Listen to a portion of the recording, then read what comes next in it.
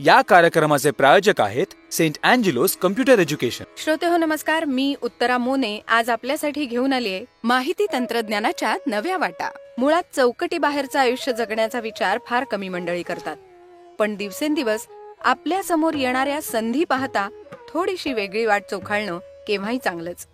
अशाच वेगळ्या वाटांचं मार्गदर्शन करण्यासाठी गेली 18 ते 20 वर्ष या क्षेत्रात कार्यरत असणारे ॲग्नेलो राजेश आज आपल्या बरोबर आहेत. राजेश नमस्कार. नमस्कार. मुळात कम्प्युटर एज्युकेशन किती महत्वाचं आहे? कम्प्युटर एज्युकेशन आज जीवनात सर्वात महत्त्वाची गोष्ट झालेली आहे आणि कम्प्युटर एज्युकेशन शिवाय तुमचं कुठचंही एज्युकेशन इनकम्प्लीट ठरलं जातं. जरी मी चार्टर्ड अकाउंटंट असलो तरी मला कम्प्युटर्सचं नॉलेज असणं गरजेचं आहे, कारण आज चार्टर्ड अकाउंटंट कॅल्क्युलेटरवर काम करत नाही तर तो कम्प्युटरच्या सॉफ्टवेअरवर काम करतो.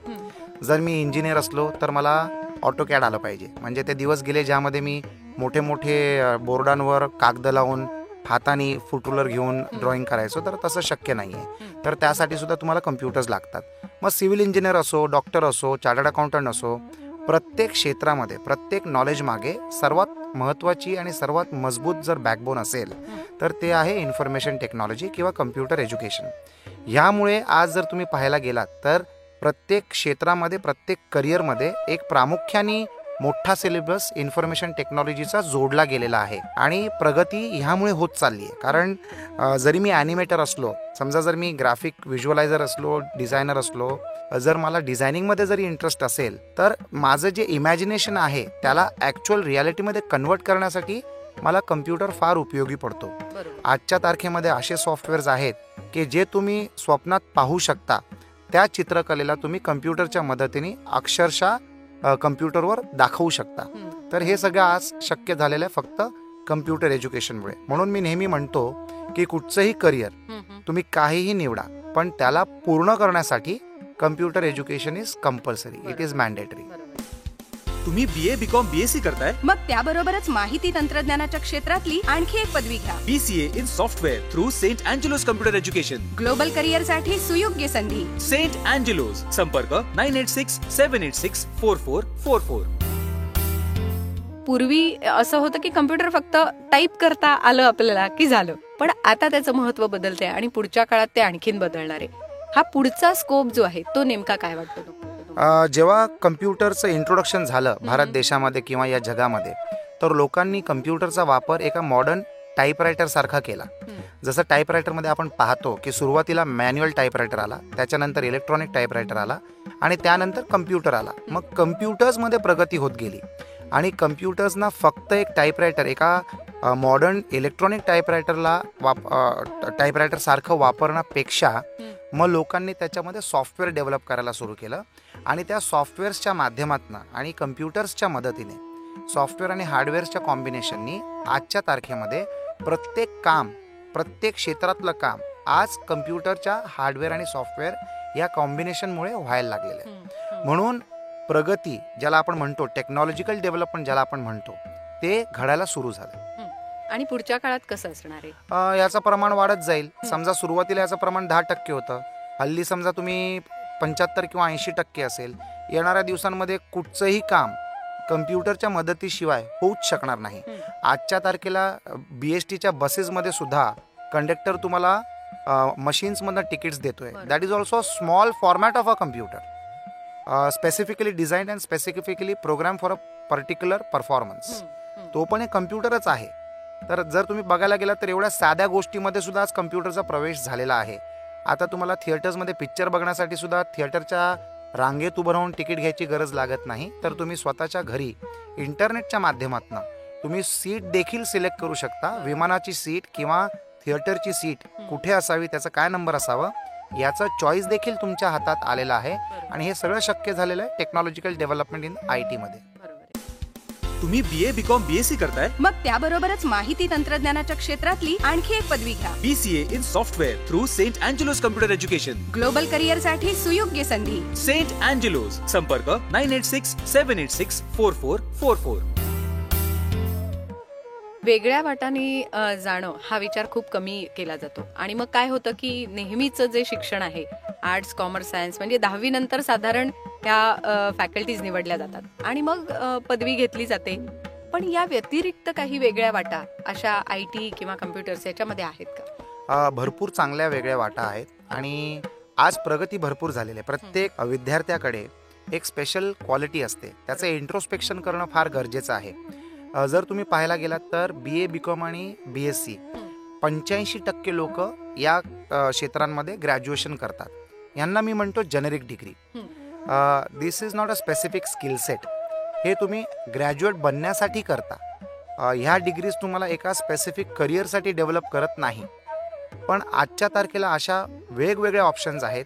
विशेष करून म्हणायला गेलो मी तर इन्फॉर्मेशन टेक्नॉलॉजीच्या क्षेत्रामध्ये, ज्याला आपण कम्प्युटर एज्युकेशन म्हणतो, तर ह्यामध्ये तुम्ही बऱ्याच डिग्रीज सिलेक्ट करू शकता ज्या स्पेशलाइज मानल्या जातात. For example BCA, for example BIS, for example BSc IT. या क्षेत्रांमध्ये तुम्ही 3 वर्षाचं ग्रॅज्युएशन करता, पण ह्या 3 वर्षाच्या ग्रॅज्युएशन नंतर यू आर जॉब रेडी असं मानलं जातं की तुम्ही या क्षेत्रात प्रोफिशियंट झाले आहात. आणि या क्षेत्राच्या स्पेसिफिक जॉब ओपनिंग्स असतात किंवा त्याला आपण करिअर ओपनिंग्स म्हणतो. मग त्यानंतर तुम्हाला वेगळा काही कोर्स करायची गरज नाही.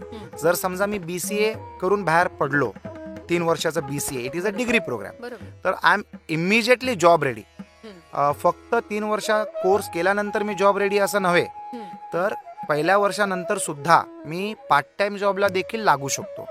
माझं असं मत आहे की 12वीच्या अभ्यासक्रमानंतर डिग्री किंवा ग्रॅज्युएशन करताना प्रत्येक विद्यार्थ्यांनी एक पार्ट टाइम जॉब करावा. तर हा जॉब कशासाठी? तर हा जॉब पैसे कमवण्यासाठी नव्हे, तर अनुभव घेण्यासाठी.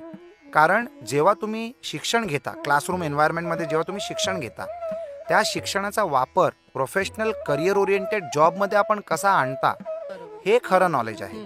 जेव्हा तुम्ही एका जॉबमध्ये काम करता आणि कुठचा अडथळा निर्माण झाला, तर त्या अडथळ्याला सॉल्व्ह करण्यासाठी तुम्ही तुमच्या ज्ञानाचा कसा वापर करता, हे खरं नॉलेज आहे. तर इन्फॉर्मेशन टेक्नॉलॉजीच्या ग्रॅज्युएशन डिग्रीजमध्ये हा एक मोठा फायदा आहे की शिक्षणाबरोबर तुम्ही पार्ट टाइम जॉब करू शकता, त्या नॉलेजला प्रॅक्टिकलमध्ये आणू शकता आणि खरं नॉलेज घेऊ शकता.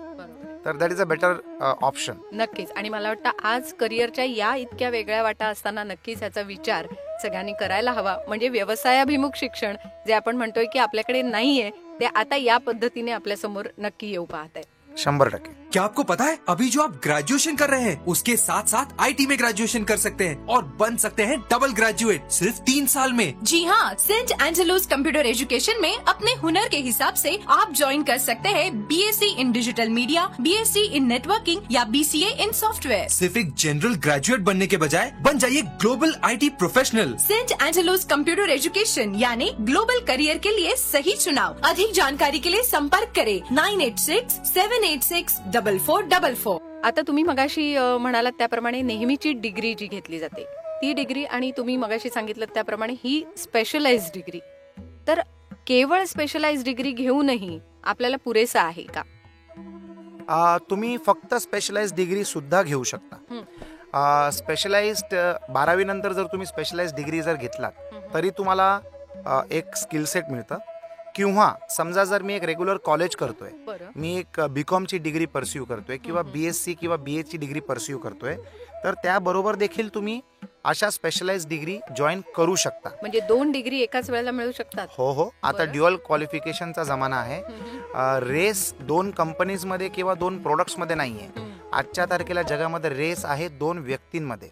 आणि त्या 2 व्यक्तींमध्ये ज्यांच्याकडे चांगले गुण असतील, ज्यांच्याकडे जास्ती नॉलेज असेल, त्यांना ती संधी उपलब्ध होऊ शकेल. जो विद्यार्थी रेग्युलर ग्रॅज्युएशन करतोय त्याबरोबर जर त्यांनी असं स्पेशलाइज्ड एज्युकेशनमध्ये जर त्यांनी प्रवेश घेतला, पॅरलल डिग्री किंवा त्याला आपण ड्युअल क्वालिफिकेशन म्हणू, असा ड्युअल क्वालिफिकेशन घेतला, तर he will definitely be considered as a better skilled person once he finishes his graduation. कमीत कमी वेळामध्ये जास्तीत जास्त शिक्षण कसं घ्यायचं किंवा कसं घेऊ शकतो, याची सध्या स्पर्धा चालू आहे. आणि ही स्पर्धा चालू असतानाच जेव्हा दोन्हीचा आपण विचार करतो तेव्हा त्यातला फरक पण आपल्याला काही सांगता येऊ शकेल का? म्हणजे अभ्यासक्रमात म्हणा किंवा अभ्यासाच्या पद्धतीत म्हणा, असा काही फरक आहे?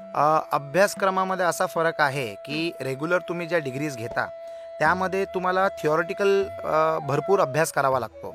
इन्फॉर्मेशन टेक्नॉलॉजीमध्ये म्हणजे कम्प्युटर एज्युकेशनमध्ये this is one of the most interesting अभ्यासक्रम. कारण कम्प्युटर्स तुम्हाला रिॲक्शन देतो. तुम्ही जे काय करता एका कम्प्युटरवर त्यामध्ये तुम्हाला इन्स्टंट एक रिॲक्शन मिळतं, तर तुम्हाला शिकायला मजा येते. It is very interesting. Secondly, computer शिकणं इज लॉजिक बिल्डिंग. तुमची विचार करण्याची क्षमता मल्टिप्लाय करतो. तर ह्या शिक्षणामध्ये विद्यार्थीला मजा देखील येते. तो जे काही व्हिज्युअलाइज करू शकतो ते तो घडवून आणू शकतो कम्प्युटर्सच्या माध्यमातून. कम्प्युटर एज्युकेशनमध्ये 2 प्रोफेसर असतात. एक तुम्हाला ह्युमन बिईंग असतो जो तुम्हाला शिकवतो, दुसरा तुमचा प्रोफेसर असतो तुमचा कम्प्युटर. तर शिकण्यासाठी फार मजा येते आणि मुलं बऱ्याचपैकी यामध्ये प्रगती करतात. तुम्ही BA, BCom, BSc करताय? मग त्याबरोबरच माहिती तंत्रज्ञानाच्या क्षेत्रातली आणखी एक पदवी घ्या. BCA in software through St. Angelo's Computer Education. Global career साठी सुयोग्य संधी. St. Angelo's. संपर्क 9867864444. एक वेगळा विषय असा आहे की जेव्हा कम्प्युटर नॉलेज किंवा कम्प्युटर मधली संधी असं आपण म्हणतो, तेव्हा कम्प्युटर नॉलेज घेतल्यानंतर या कोणकोणत्या संधी आपल्या समोर आहेत? आता आपण गृहीत धरून घेऊया BCA किंवा BSc IT फार पॉप्युलर सॉफ्टवेअर क्षेत्रातल्या डिग्रीज मानल्या जातात आजच्या तारखेला. तर या क्षेत्रामध्ये एखादा विद्यार्थी जेव्हा 3 वर्षाचे हे कोर्सेस करतो तर त्याला उपलब्धी मिळते. He can become a software developer, किंवा तो वेब प्रोग्रामर बनू शकतो, किंवा तो सिस्टम प्रोग्रामर बनू शकतो, किंवा तो डेटाबेस डिझायनर बनू शकतो, किंवा तो सिस्टम ॲनालिस्ट बनू शकतो, किंवा तो बिझनेस ॲनालिस्ट बनू शकतो. त्याच्या व्यतिरिक्त तुम्ही कन्सल्टन्सी देऊ शकता, किंवा तुम्ही एका चांगल्या मोठ्या कंपनीजमध्ये ॲज अ एम्प्लॉय देखील तुम्ही जॉबवर लागू शकता.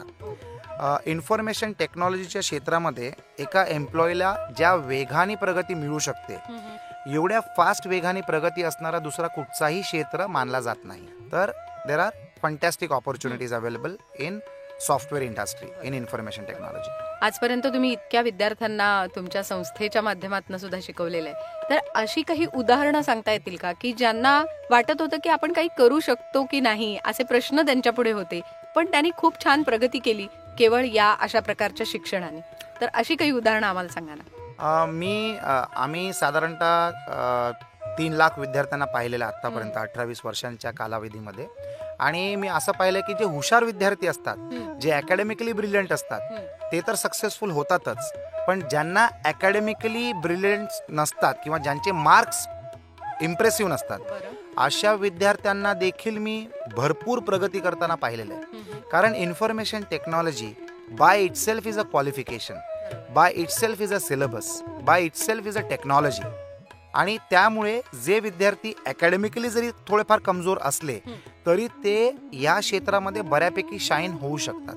फॉर एक्झाम्पल, माझा रवी शेट्टी नावाचा एक विद्यार्थी होता आणि शिक्षणाबरोबर तो आमच्याकडे शिकायला आला इन्फॉर्मेशन टेक्नॉलॉजीमध्ये, सॉफ्टवेअरच्या क्षेत्रामध्ये.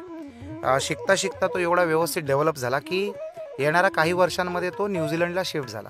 इन्फॉर्मेशन टेक्नॉलॉजीच्या एका कंपनीमध्ये त्याला जॉब लागली, तो तिकडे शिफ्ट झाला आणि आजच्या तारखेला एल्डस नावाच्या एका सॉफ्टवेअर कन्सल्टिंग फर्मचा तो मालक आहे. आणि जेव्हा तो 4-5 वर्ष अगोदर भेटायला आला आम्हाला, तेव्हा तो एवढा खुश होता आणि त्याला एवढा अभिमान होता की तो आमच्या संस्थेतनं शिकून निघालेला एक विद्यार्थी आहे, की तो आम्हाला हे पण म्हणाला की तुमच्या कुठच्या विद्यार्थ्यांना जर माझ्या संस्थेमध्ये नोकरी लावायची असेल तर तुम्ही नक्की आम्हाला त्याचे प्रोफाईल्स किंवा रेझ्युमे पाठवा. आणि असे अनेक उदाहरण आहेत. म्हणजे याच्या व्यतिरिक्त अजून एक आमचा विद्यार्थी आहे ज्याचं नाव होतं अमित, आणि त्याचे वडील चक्क मालाड रेल्वे स्टेशनच्या बाहेर एका हॉकरचं काम करायचे. त्यांचा मुलगा 12वी पास झाल्यानंतर आमच्याकडे शिकायला आला आणि त्याने आमच्याकडे बेसिक शिकला, सॉफ्टवेअर शिकला आणि टॅली शिकला. टॅली शिकल्यानंतर आजच्या तारखेला रिलायन्सची जी कंपनी आहे टॅली, ह्या कंपनीमध्ये he is heading Bombay area. तर असे सक्सेस स्टोरीज ज्या आहेत त्याच्यामध्ये आम्हाला देखील फार अभिमान वाटतो आणि फार खुशी होती की आमच्या विद्यार्थ्यांनी एवढी प्रगती केली. पण मुळात या सगळ्यात की असं क्षेत्र निवडणं हे खूप महत्वाचं आहे आणि त्यांना मार्गदर्शन करण्याचं काम तुम्ही करताय हे खूप महत्वाचं आहे. त्यामुळेच या क्षेत्रामधल्या ज्या वेगवेगळ्या करिअरच्या वाटा आहेत त्या ओळखून घेण्यासाठी आम्हाला आणखीन तुमच्याशी बोलायचं आहे. पण आजच्या पुरतं आपण इथेच थांबणार आहोत आणि पुढच्या भागात पुन्हा भेटूया. नमस्कार श्रोतेहो, हा कार्यक्रम तुम्हाला कसा वाटला ते अवश्य कळवा. uttaramone18@gmail.com वर uttaramone18@gmail.com. या कार्यक्रमाचे प्रायोजक होते सेंट अँजेलोस कम्प्युटर एज्युकेशन.